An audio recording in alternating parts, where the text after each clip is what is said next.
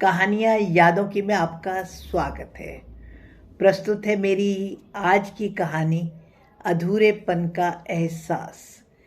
क्या आपको जीवन में अधूरापन और खालीपन नहीं लगता?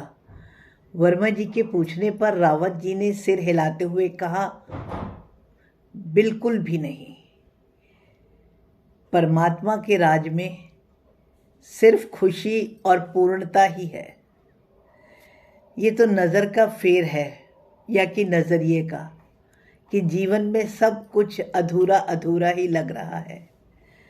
परमात्मा ने जो हमको दिया है, अगर हम उस पर नज़र डालें तो सिवाय उसके शुक्राना के हम कुछ कर ही नहीं पाएंगे। लेकिन हम लोग हमेशा नज़र उधर डालते हैं जो कि हमें मिला ही नहीं। और परमात्मा की दया देखो, वह हमको वह चीज़ दे भी देते हैं, लेकिन फिर भी मन ने संतुष्ट होना तो सीखा ही नहीं ना। हम फिर असंतुष्ट हो जाते हैं और जीवन अधूरा लगने लगता है। फ़र्क पड़ता है भाई साहब। आपके तो 2 बेटे हैं और मेरी दोनों बेटियां। उनके जाने के बाद घर खाली खाली सा लगने लगा। हालांकि बेटियों की शादी मैंने नज़दीक ही करवाई है, लेकिन वह अब जब भी घर आती हैं तो उनका आना एक मेहमान सा ही लगता है। उनकी शादी के बाद हम दोनों बिल्कुल अकेले से हो गए, इसलिए बच्चों के बिना ज़िंदगी में अधूरापन सा ही लगता है। रावत जी हंसते हुए बोले, तुम्हारी बेटियां तो जब चाहें तब घर में आ सकती हैं, लेकिन मैं तो अपने बेटों के आने की इंतज़ार भी नहीं करता। आपकी जानकारी के लिए बतला दूं, दोनों के परिवार के विषय में। रोज़ाना यह दोनों परिवार सुबह शाम पार्क में घूमने के लिए निकलते हैं, जहां रावत जी और उनकी पत्नी रिटायरमेंट के बाद भी एकदम लेटेस्ट कपड़े पहने अपने आप को मेंटेन करे हुए पार्क में सबके चहेते बने हुए हैं। वह अपनी उम्र से बहुत कम लगते हैं। पार्क में लोग उनके बारे में यही बातें करते हैं कि इन्होंने अपने आप को मेंटेन करने के लिए एक डाइटिशियन भी रखी हुई है और ये हमेशा हेल्दी खाना ही खाते हैं। ये दोनों बहुत स्वार्थी हैं और अपने बच्चों को भी अपने साथ नहीं रखते। रावत जी के दोनों बेटे बहुत अच्छे पैकेज वाली अच्छी नौकरी में हैं और दोनों का विवाह हो चुका है, क्योंकि दोनों ने अपना विवाह अपनी मर्जी से किया है और वो अपनी ज़िंदगी जीना चाहते थे। रावत जी भी एक सरकारी ऑफिसर रिटायर हुए थे और उन्होंने हमेशा खुद को और घर को बेहद अनुशासित रखा।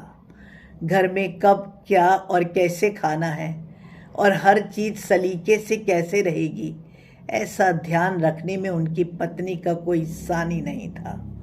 उनके घर में विवाह के उपरांत बच्चों द्वारा की गई अनुशासनहीनता, मतलब बाहर का खाना खाना, अपना ख्याल ना रखना, देर से उठना, इन सब चीज़ों से मिसेस रावत और मिस्टर रावत बहुत परेशान हुए थे।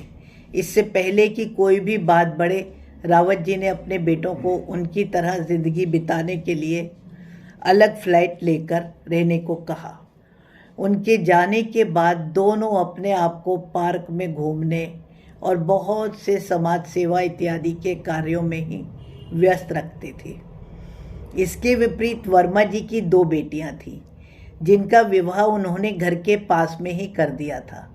हालांकि उनकी दोनों बेटियां जब तब आती ही रहती थी और उनके बच्चे भी ज़्यादातर मिसेस वर्मा के पास ही रहते थे, लेकिन फिर भी वह अपने आप को बहुत अकेला, दुखी और अधूरापन सा महसूस करती थी।